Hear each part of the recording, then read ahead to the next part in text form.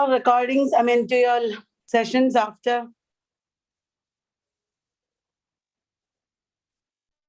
Is it live now? Yes, ma'am.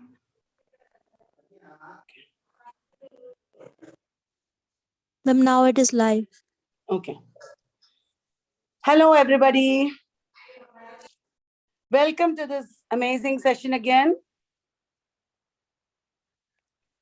We have been doing this reading sessions for a few months now.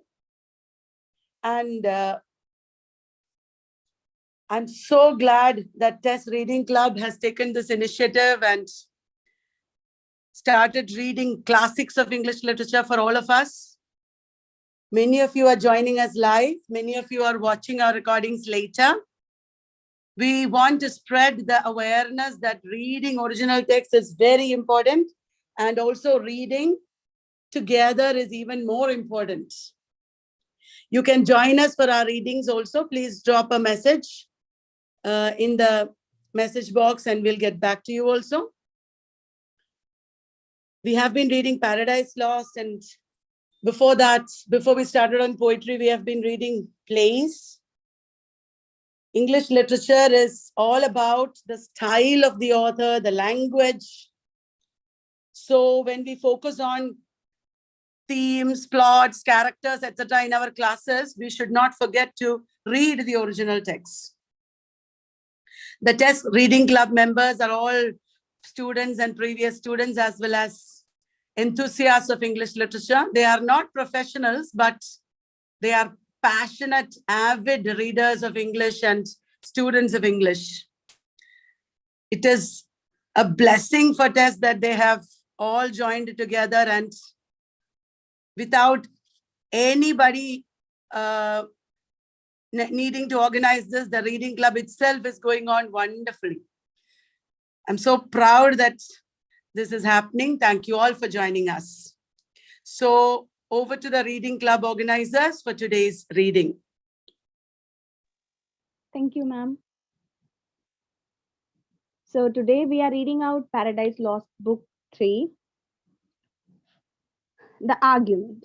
God sitting on his throne sees Satan flying towards this world, then newly created, shows him to the Son who sat at his right hand, foretells the success of Satan in preventing mankind, clears his own justice and wisdom from all imputation, having created man free and able enough to have withstood his tempter, yet declares his purpose of grace towards him. In regard, he felt not of his own malice as Satan did, but by him seduced. The Son of God renders praises to his Father for his manifestations of the gracious purpose towards men, but God again declares that grace cannot be extended towards man without the satisfaction of divine justice. Man hath offended the majesty of God by aspiring to Godhead, and therefore, with all his progeny devoted to death, must die, unless someone can be found sufficient to answer for his offense and undergo his punishment. The Son of God freely offers himself as a ransom for man, and Father accepts him, ordains his incarnation, pronounces his exaltation above all names in heaven and earth, commands all the angels to adore him. They obey, and hymning to their harps in full choir, celebrate the Father and the Son. Meanwhile, Satan alights upon the bare convex of this world's outermost orb, where wandering he first finds a place, since called the limbo of vanity.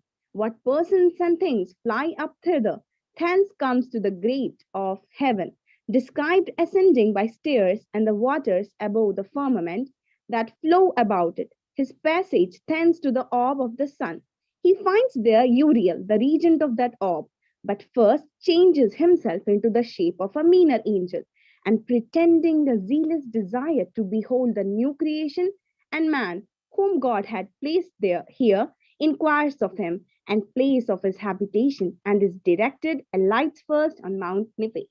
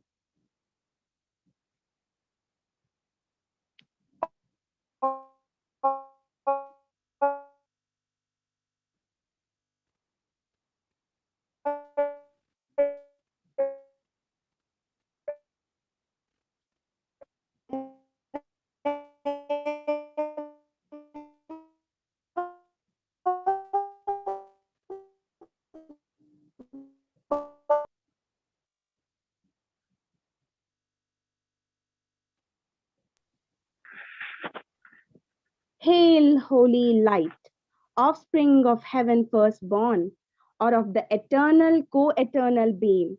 May I express thee unblamed, since God is light, and never but in unapproached light dwelled from eternity. Dwelt then in thee, bright effluence of bright essence in create, or hearest thou rather pure ethereal stream, whose fountain who shall tell? Before the sun, before the heavens, thou wert, and at the voice of God, as with a mantle didst invest the rising world of waters dark and deep. One from the void and formless infinite, thee I revisit now with bolder wing, escape the Stygian pool, though long detained in that obscure sojourn, while in my flight through utter and through middle darkness borne, with other notes than to the Orphean lyre, I sung of chaos and eternal night, taught by the heavenly muse to venture down the dark descent and up to reascend. Though hard and rare, thee I revisit safe, and feel thy sovereign vital lamp. But thou revisitest not these eyes that roll in vain to find thy piercing ray and find no dawn. So thick a drop serene hath quenched their orbs, or dim suffusion veiled. Yet not the more cease I to wander where the muses haunt, clear spring or shady grove or sunny hill, smit with the love of sacred songs, but chief thee Sion and the flowery brooks beneath that wash thy hallowed feet and warbling flow. Nightly I visit, nor sometimes forget those other two equaled with me in fate. So were I equaled with them in renown. Blind Thambris and blind Meonides and Tiresias and Phineas prophets old. Then feed on thoughts that voluntary move, harmonious numbers as the wakeful bird. Sings darkling and in the shadiest covert hid, tunes her nocturnal note. Thus, with the ear, seasons return, but not to me returns day, or the sweet approach of even or morn, or sight of vernal bloom, or summer's rose, or flocks, or herds, or human face divine. But cloud instead, and ever during dark, surrounds me from the cheerful ways of men. Cut off, and for the book of knowledge fair, presented with a universal blank of nature's work to me expunged and raised, and wisdom at one entrance quite shut out. So much the rather thou celestial light shine inward, and the mind through all her powers irradiate their plant eyes, all mist from thence purge and disperse, that I may see and tell of things invisible to mortal sight.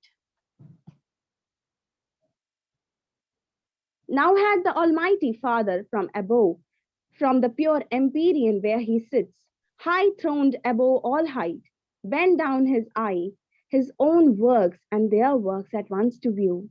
About him all the sanctities of heaven stood thick as stars, and from his sight received beatitude past utterance. On his right, the radiant image of his glory sat, his only Son. On earth he first beheld our two first parents, and yet the only two of mankind, in the happy garden placed, reaping immortal fruit of love, joy and love, uninterrupted joy, unrivaled love in blissful solitude. He then surveyed hell and the gulf between, and Satan there, coasting the wall of heaven on this side night, in the dun air sublime, and ready now to stoop with wearied wings and willing feet on the bare outside of this world that seemed firm land embosomed without firmament, uncertain which in ocean or in air, him God beholding from his prospect high, wherein past, present, future he beholds, thus to his only Son foreseeing spake. Only begotten Son, seest thou what rage transports our adversary, whom no bounds prescribe, no bars of hell, nor all the chains heaped on him there, nor yet the main abyss wide interrupt can hold. So bent he seems on desperate revenge, that shall redound upon his own rebellious head.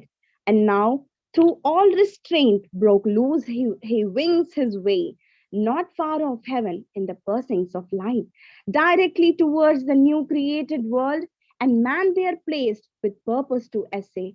If him by force he can destroy, or worse, by some forced guile pervert, and shall pervert, for man will hearken on his glozing lies, and easily transgress the sole command. Sole pledge of his obedience so will fall, he and his faithless progeny, whose fault? Whose but his own?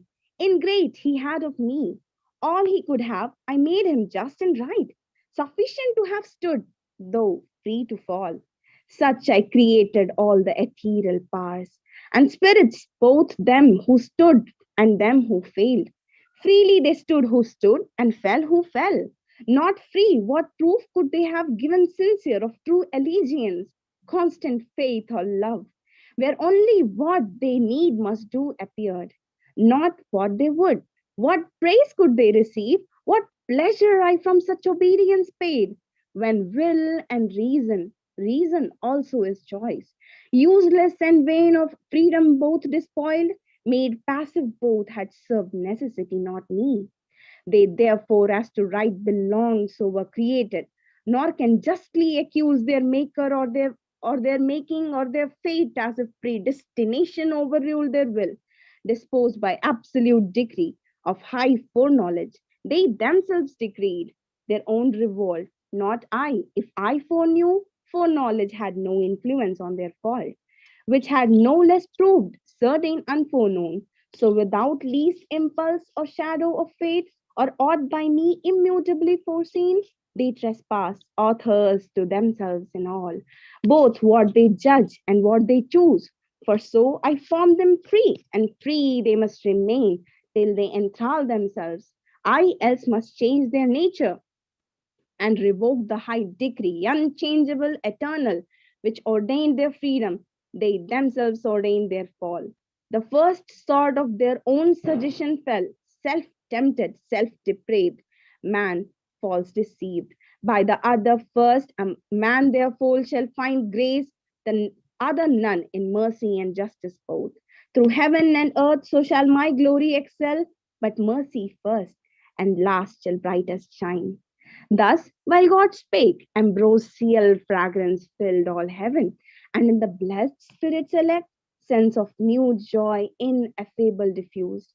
Beyond compare, the Son of God was seen, most glorious in him all his Father shone, substantially expressed, and in his face divine compassion visibly appeared, love without end and without measure grace, which uttering thus he to his Father spake. O Father, gracious was that word which closed thy sovereign sentence that man should find grace, for which both heaven and earth shall high extol thy praises with the innumerable sound of hymns and sacred songs, wherewith thy throne encompassed shall resound, thee ever blessed. For should man finally be lost, should man thy creature late so loved, thy youngest son, fall circumvented thus by fraud, though joined with his own folly, that be from thee far, that far be from thee, Father, who art judge of all things made, and judgest only right. Or shall the adversary thus obtain his end and frustrate thine? Shall he fulfill his malice and thy goodness bring to naught? Or proud return though to his heavier doom, yet with revenge accomplish and to hell draw after him the whole race of mankind by him corrupted? Or wilt thou thyself abolish thy creation and unmake for him what for thy glory thou hast made? So should thy goodness and thy greatness both be questioned and blasphemed without defense. To whom the great Creator thus replied, O Son, in whom my soul hath chief delight, Son of my bosom, Son, who art alone my word, my wisdom, and effectual might. All hast thou spoken as my thoughts are, all has as my eternal purpose had decreed. Man shall not quite be lost, but saved who will, yet not of will in him, but grace in me. Freely vouchsafe, once more I will renew his lapse sparse. Though forfeit and enthralled by sin to foul exorbitant desires, upheld by me, yet once more he shall stand on even ground against his mortal foe. By me upheld, that he may know how frail his fallen condition is, and to me owe all his deliverance, and to none but me. Some I have chosen of peculiar grace, elect above the rest, so is my will.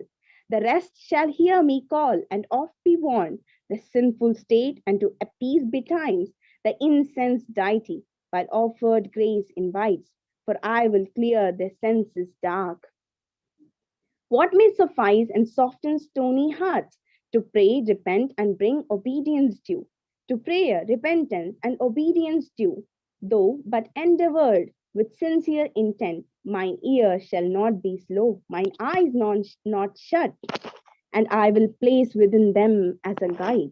My empire consigns, whom if they will hear, light after light, well used they shall attain, and to the end, persisting safe arrive. This my long sufferance and my day of grace. They who neglect and scorn shall never taste, but heart be hardened, blind be blinded more, that they may stumble upon and deeper fall. And none but such from mercy I exclude. But yet all is not done. Man disobeying, disloyal, breaks his fealty and sins against the high supremacy of heaven, affecting Godhead, and so losing all. To expiate his treason hath not left, but to destruction sacred and devout. He with his whole posterity must die he, or justice must unless for him. Some other able, and as willing, pay the rigid satisfaction. Death for death, say heavenly powers. Where shall we find such love? Which of A will be mortar to redeem man's mortal crime, and just the unjust to save? Dwells in all heaven charity so dear? He asked, but all the heavenly cure stood mute, and silence was in heaven on man's behalf.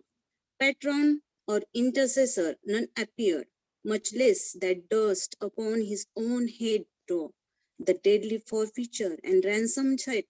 And now, without redemption, all mankind must have been lost, adjudged to death and hell, by doom severe, had not had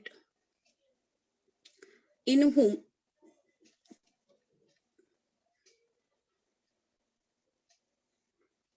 what in whom the fullness dwells of love divine. His dearest mediation thus renewed, Father, thy word is past. Man shall find grace, and shall grace not find means that finds her way? The speediest of thy winged messengers, to visit all thy creatures, and to all comes unprevented, unimplored, unsought, happy for man. So coming, he her aid can never seek, once dead in sins and lost, atonement for himself or offering meet, indebted and undone, hath none to bring. Behold me then, me for him, life for life, I offer, on me let thine anger fall. Account me man, I, for his sake, will leave thy bosom, and his glory next to thee, freely put off, and for him lastly die. Well pleased on me, let death wreak all his rage. Under his gloomy power I shall not long lie vanquished. Thou hast given me to possess life in myself forever. By thee I live. Though now to death I yield, and am his due, all that of me can die. Yet that debt paid, thou wilt not leave me in the loathsome grave, his prey, nor suffer my unspotted soul forever with corruption there to dwell. But I shall rise victorious and subdue my vanquisher, spoil of his vaunted spoil. Death his dead swooned shall then receive and stoop, inglorious of his mortal sting disarm. I, though the ample air in time high, shall lead hell captive, maugre hell, and show the powers of darkness bound. Though at the sight pleased out of heaven shalt look down and smile, while by the rest I ruin all my foes. Death last, and with his carcass glut the grave, then with the multitude of my redeemed shall enter heaven long absent and return. Father, to see thy face, wherein no cloud of anger shall may remain, but peace assured and reconcilement, wrath shall be no more thenceforth, but in thy presence joy entire. His words here ended, but his meek aspect, silent it spake, and breathed immortal love to mortal men, above which only shone filial obedience as a sacrifice.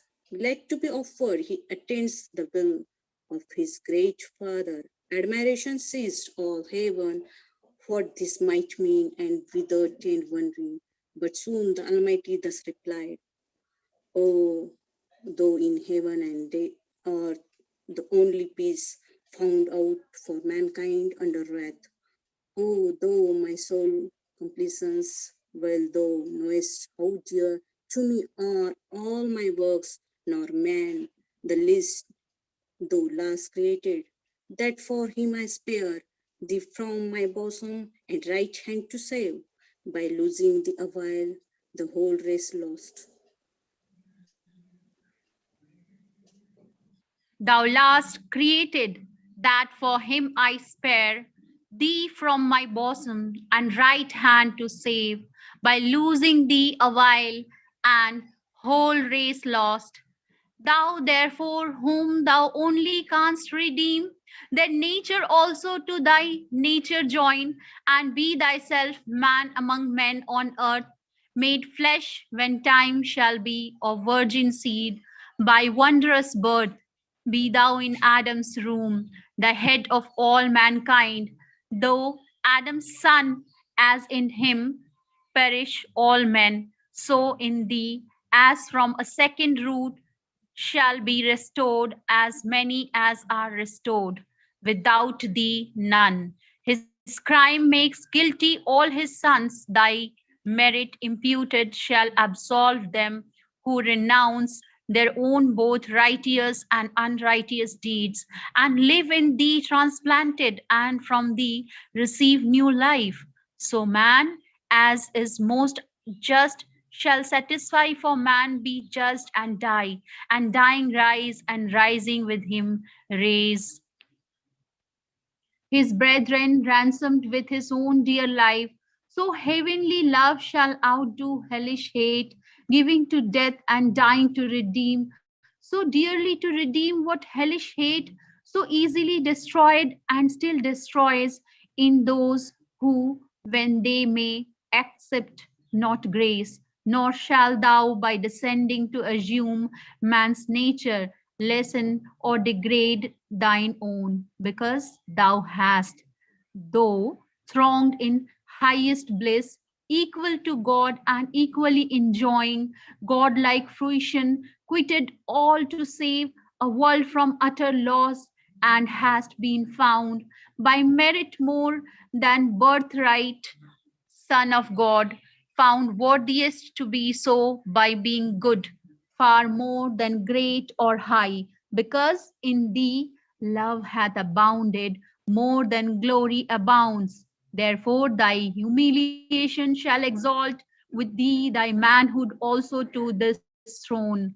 Here shalt thou, Sir, incarnate, here shalt reign both God and man, Son both of God and man, anointed universal King, all power I give thee, reign forever, and assume thy merits under thee as head supreme. Thrones, princedoms, powers, dominions I reduce, all knees to thee shall bow, of them that bide in heaven or earth, or under earth in hell, when thou attended gloriously from heaven, shalt in the sky appear, and from thee send the summoning archangels to proclaim thy dread tribunal, forthwith from all winds, the living, and forthwith the sighted dead. of all past ages to the general doom shall hasten, such appeal shall rouse their sleep. Then all thy saints assembled thou shalt judge, bad men and angels they arrange shall sink beneath thy sentence, hell her numbers full. Henceforth shall be forever shut. Meanwhile, the world shall burn, and from her ashes spring new heaven and earth, wherein the just shall dwell. And all, after all their tribulations long, see golden days, fruitful of golden deeds, with joy and love triumphing and fear truth. Then thou thy regal scepter shalt lay by, for regal scepter then no more shall need, for no more shall need. God shall be all in all, but all ye gods adore him who to compass all this dies, adore the Son and honor him as me. No sooner had the Almighty ceased, but all the multitude of angels with a shout, loud as from numbers without number, sweet as from blessed voices uttering joy, heaven rung with jubilee and loud hosannas filled the eternal regions, lowly reverent towards either throne they bow, and to the ground with solemn adoration down they cast their crowns in woe with Amarnath and gold, immortal Amarnath, a flower which once in paradise, fast by the tree of life, began to bloom, but soon for man's offense to heaven removed, where first it grew, there grows and flowers aloft, shading the fount of life, and where the river of bliss through midst of heaven rolls over Elysian flowers, her amber stream, with these that never fade, the spirits elect, bind their resplendent locks in wreath with beams, now in loose garlands thick thrown off the bright pavement that like a sea of jasper shone, empurpled with celestial roses smiled, then crowned again their golden harps they took, harps ever tuned, that glittering by their side like quivers hung, and with preamble sweet of charming symphony they introduce. Their The sacred sacred Their sacred song and waken raptures high, no voice exempt, no voice but well could join. Melodious parts, such concord is in heaven. the The Father, first they sung omnipotent, immutable, immortal, infinite, eternal King, the author of all being, fountain of light, thyself invisible. Amidst the glorious brightness where thou sittest, throned inaccessible, but when thou shadest the full blaze of thy beams, and through a cloud drawn round about thee like a radiant shrine, dark with excessive bright thy skirts appear. Yet dazzle heaven thy brightest seraphim approach not, but with both wings wheel their eyes. Thee next they sang of all creation first, begotten Son, divine similitude, in whose conspicuous countenance without cloud made visible the Almighty Father shines, whom else no creature can behold on thee, impress the effulgence of his glory abides, transfused on thee his ample spirit's rest, by he heaven of heavens and all the powers therein, by thee created and by thee threw down. The aspiring dominations thou that day thy father's dreadful thunder didst not spare, nor stop thy flaming chariot wheels that shook heaven's everlasting fame, while over the next thou drove of warring angels disarrayed, back from pursuit thy powers with loud acclaim, thee only extolled, son of thy father's might, to execute fierce vengeance on his foes, Not so one man, him through their malice fallen, Father of mercy and grace. Thou didst not doom so strictly that much more to pity incline. No sooner did thy dear and only Son perceive thy purposed not to doom frail men so strictly, but much more to pity incline. He to appease thy wrath and end the strife of mercy and justice in thy face discerned, regardless of the bliss wherein he sat, second to thee, offered himself to die for man's offense. Oh, one exampled love, love nowhere to be found less than divine. Hail, Son of God, Savior of men, thy name shall be the copious matter of my song. Henceforth, and never shall my harp thy praise forget, nor from thy Father's praise disjoin. Thus they in heaven above the starry sphere their happy hours in joy and hymning spent. Meanwhile, upon the firm opaque globe of this round world, whose first convex divides the luminous inferior orbs enclosed. From chaos and the inroad of darkness old, Satan alighted walks. A globe far off it seemed, now seems a boundless continent, dark, waste, and wild, under the frown of night, starless exposed, and ever-threatening storms of chaos blustering round inclement sky. Save on that side, which from the wall of heaven, though distant far, some small reflection gains, of glimmering, airless vexed with tempest loud. Here walked the fiend at large in spacious field, as when a vulture on Emmaus bred, whose snowy ridge the roving Tartar bounds, dislodging from a region scarce of prey to gorge the flesh of lambs or yearling kids on hills, where flocks are fed, flies towards the springs of Ganges or Hydaspes Indian streams. But in his way, lights on the barren plains of Sericana, where Chineses drive with sails and wind their canny wagons light. So on this windy sea of land, the fiend walked up and down, alone bent on his prey. Alone for other creature in this place, living or lifeless to be found was none. None yet, but store hereafter from the earth, up hither like aerial vapors flew, of all things transitory and vain.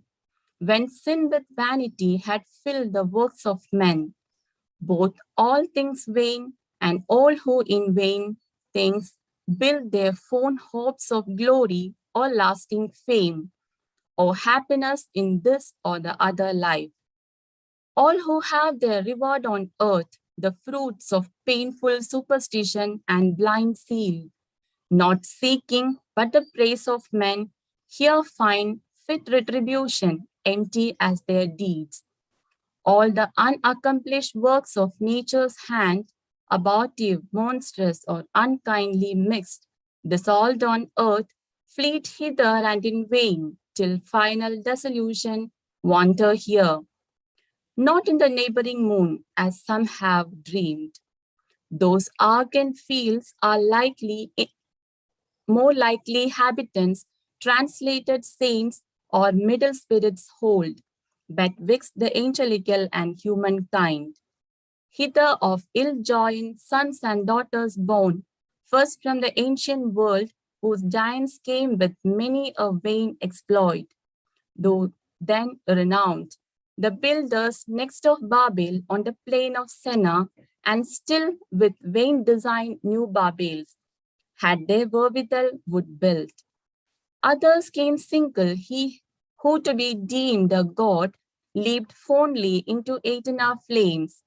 Empedocles and he who to enjoy Plato's Elysium leaped into the sea. Cleompatrus and many more too long. Emperors and idiots, eremites and friars, white, black, and grey with all their trumpery. Here pilgrims roam that strayed so far to seek In Golgotha hinted who lives in heaven, and they who to be sure of paradise, dying put on the weeds of Dominic, or in Franciscan thing to pass disguised. They pass the planet seven and pass the fixed, and that crystalline sphere whose balance weighs the trepidation talked, and that first moved. And now Saint Peter at heaven's wicket seems to wake them with his keys, and now at foot of heaven's ascent they lift their feet when lo, a violent cross wind from either coast blows them transverse 10,000 leagues array into the devious air. Then might ye see cowls, hoods, and habits with their wearers toast. And fluttered into rags, then relics, beads, indulgences, dispenses, pardons, bulls, the sport of winds, all these upward aloft, fly over the backside of the world far off, into a limbo large and broad, since called the paradise of fools, to few unknown, long after, now unpeopled and untrod. All this dark glow the faint found as he passed, and long he wandered, till at last a gleam of dawning light turned thitherward in haste. His travelled steps, far distant, he descries, ascending by degrees magnificent, up to the wall of heaven, a structure high, at top whereof but far more rich appeared the work as of a kingly palace gate, with frontispiece of diamond and gold, embellished thick with sparkling orient gems. The portal sown, inimitable on earth, by model or by shading pencil drawn. The stairs were such as whereon Jacob saw angels ascending and descending bands of guardians bright when he from Esau fled to Paddan Aram in the field of Luz, dreaming by night under the open sky, and waking cried, "This is the gate of heaven." Each stair mysteriously was meant, nor stood there always, but drawn up to heaven sometimes, viewless, and underneath a bright sea flowed, of jasper or of liquid pearl, whereon who after came from earth sailing arrived, wafted by angels, or fly o'er the lake, wrapped in a chariot drawn by fiery steeds. The stairs were then laid down, whether to dare the faint by easy ascent, or aggravate his head exclusion from the doors of bliss, direct against which opened from beneath, just over the blissful seat of paradise, a passage down to the earth, a passage wide, wider by far than that of after times, over Mount Sion, and though that were large, over the promised land to God so dear, by which to visit often those happy tribes. On high behests his angels to and fro passed frequent, and his eye with choice regard, from Peneus, the fount of Jordan's flood, to Beersheba, where the Holy Land borders on Egypt and the Arabian shore. So wide the opening seemed, where bounds were set, to darkness such as bound this ocean wave. Saturn from hence now on the lower stair, then scaled by steps of cold to heaven gate, looks down with wonder at the sudden view of all this world at once, as when a scout through dark and desert ways with peril gone all night at last by break of cheerful dawn obtains the brow of some high climbing hill, which to his eye discovers unaware the goodly prospect of some foreign land, first seen, or some renowned metropolis, with glittering spires and pinnacles adorned, which now the rising sun giles with his beams. Such wonder seized, though after heaven seen, the spirit malign, but much more envy seized. At sight of all this world beheld so fair, round he surveys, and well might where he stood, so high above the circling canopy of night's extended shade from eastern point of Libra to the fleecy star that bears Andromeda far off Atlantic seas, beyond the horizon, then from pole to pole. He views in breadth and without longer pause. down right into the world's first reason throws. His flight precipitant and winds with ease. Through the pure marble air his oblique way, amongst innumerable stars that shone, stars distant but nigh hand seemed other worlds, or other worlds they seemed, or happy isles, like those Hesperian gardens famed of old, fortunate fields and groves and flowery vales, thrice happy isles, but who dwelt happy there? He stayed not to inquire above them all. The golden sun is splendor likest heaven, allured his eye, thither his course he bends, through the calm firmament, but up or down, by center or eccentric, hard to tell, or longitude where the great luminary, aloof the vulgar constellations thick, that from his lordly eye keep distance due, dispenses light from far, they as they move, their starry dance in numbers that compute, days, months, and years, towards his all cheering lamp, turn swift their various motions, or are turned by his magnetic beam that gently warms the universe and to each inward part. With gentle penetration, though unseen, shoots invisible virtue even to the deep. So wondrously was set his station bright, there lands the fiend, a spot like which perhaps astronomer in the sun's lucent orbs, through his glazed optic tube yet never saw. The place he found beyond expression bright, compared with aught on earth, metal or stone, not all parts like, but all alike informed with radiant light as glowing iron with fire. If metal, part seemed gold, part silver clear. If stone, carbuncle, most of crystallite, ruby or topaz, to the 12 that shone in Aaron's breastplate and a stone besides, imagined rather oft than elsewhere seen, that stone or like to that which here below. Philosophers in vain so long have sought, in vain, though by their powerful art they bind volatile harms and call up unbound, in various shapes, old Proteus from the sea, drained through a line back to his native form. What wonder then if fields and reasons here breathe forth elixir pure and rivers run, potable gold when with one virtuous touch. The alchemic sun, so far from us remote, produces with terrestrial humor mixed. Here in the dark, so many precious things of color, glories, and effects so rare. Here matter new to gaze the devil may, undazzled, far and wide his eyes command. For sight no obstacle found here, no shade, but all sunshine, as when his beams at noon culminate from the equator as they now, shot upward still direct, whence no way round. Shadow from body opaque can fall, and the air, nowhere so clear, sharpen his visual ray. To objects distant far, whereby he soon saw within ken a glorious angel stand, the same whom John saw also in the sun. His back was turned, but not his brightness hid. Of beaming sunny rays, a golden tire circled his head, nor less his locks behind. Illustrious on his shoulders, pledged with wings, lay waving round on some great charge employed. He seemed or fixed in a cogitation deep. Glad was the spirit impure as now in hope.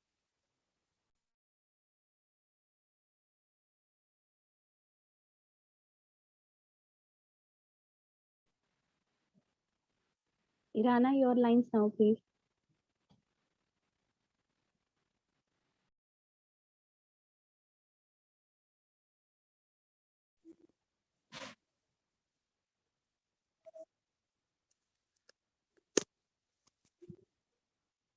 To find who might direct his wandering flight to paradise, the happy seat of man. His journeys end and are beginning woe, but first he casts to change his prose shape, which else might work him danger or delay. And now a stripling cherub he appears, not of the prime, yet such as in his face. Youth smile, celestial and to every limb, suitable grace diffused, so well he feasing, under a coronet his flowering hair.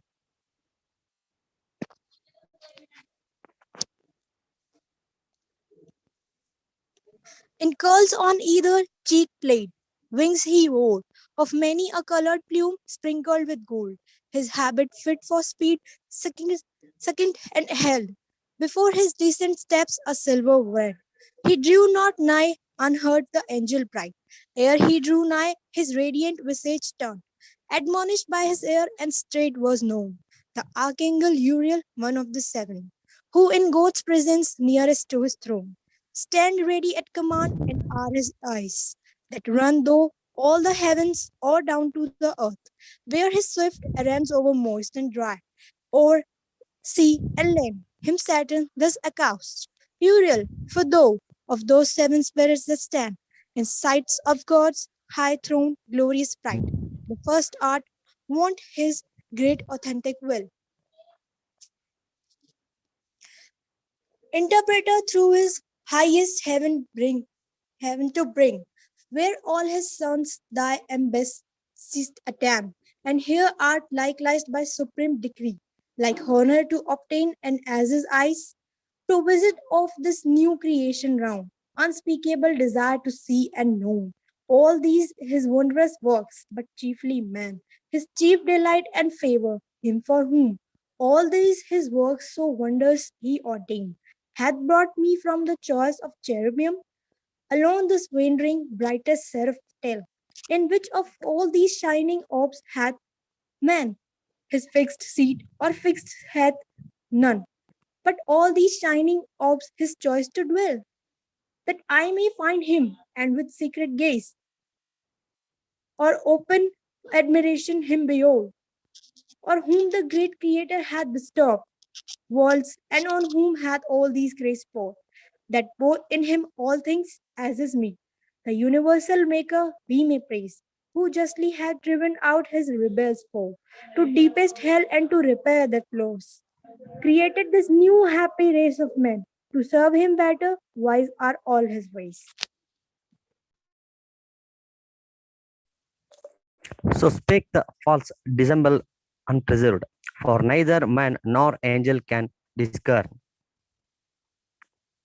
Hypocrisy, the only evil that walks, invisible except to God alone, by his permissive will through heaven and earth, and oft though wisdom wake, suspicion sleeps at wisdom's gate, and to simplicity resign her charge, while goodness thinks no ill, where no ill seems, which now for once beguiled Uriel, though regent of the sun, and held the sharpest sighted spirit of all in heaven, who to the fraudulent impostor fall.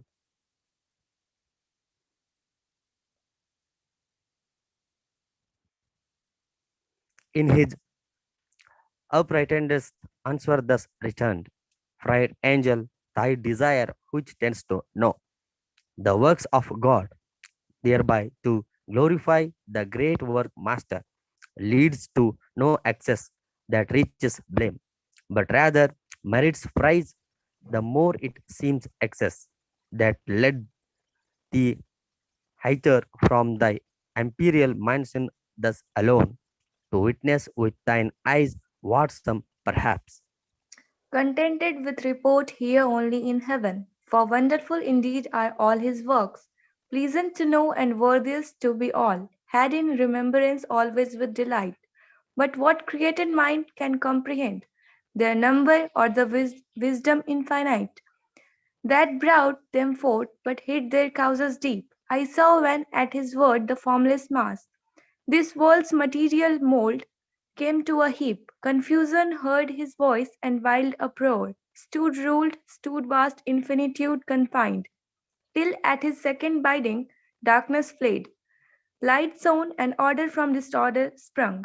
Swift to their several quarters hasted then the cumbrous elements, earth, flood, air, fire, and this ethereal quintessence of heaven flew upward, spirited with various forms that rolled orbicular and turned to stars, numberless as thou seest, and how they move. Each had his place appointed, each his course. The rest in circuit walls this universe. Look downward on that globe whose hither side, with light from hence, thou but reflected, shines That place is earth, the seat of man. That light is day, which else as the other hemisphere night would invade, but there the neighboring moon, so called that opposite fair star, her aid, timely interposes, and her monthly round, still ending, still renewing, through mid heaven, with borrowed light her countenance triform, hence fills and empties to enlighten the earth, and in her pale dominion checks the night. That spot to which I point is paradise. Adam's abode, those lofty shades his bore. Thy way thou canst not miss, me mine requires. Thus said, he turned, and Saturn bowing low, as to superior spirits is wont in heaven, where honor due and reverence none neglects, to cleave and toward the coast of earth beneath, down from the ecliptic sped with hoped success, throws his steep flight in many an airy wheel, nor stayed till on Nifet's top he lights. That's the end of book 3. Thank you, one and all, for being with us. And as ma'am said earlier, we are all students, and it's possible that we may have made a few mistakes. I hope that you people won't mind it, as we are trying to get better and improve ourselves in every reading. And hence, any of your suggestions for our improvement would be highly appreciated. I hope you all will drop your suggestions in the comment section. And as ma'am said, if any of you wish to join and read along with us, just leave a message and we'll get back to you. Thank you. And Yes, have that is wonderful, wonderful, wonderful. I'm so glad that I've been able to listen to you read this amazing book. Book 3, as you know, is a very, very important book, and book 4 also. I'm so grateful to all the participants, all the people in the audience for this support. Mistakes are absolutely okay. You know, it is from mistakes that that humanity has grown and learned and grown. It's okay, absolutely. There is no such thing as mistake. Everything is learning for all of us. Thank you very much. I'm extremely delighted that we are reading this most wonderful text. I'm so glad. Thank you all. If there is nothing more, we can end the session. Yes, ma'am. Thank you, ma'am. Thank you, guys. Thank you. Thank you, ma'am. Thank you so much, ma'am.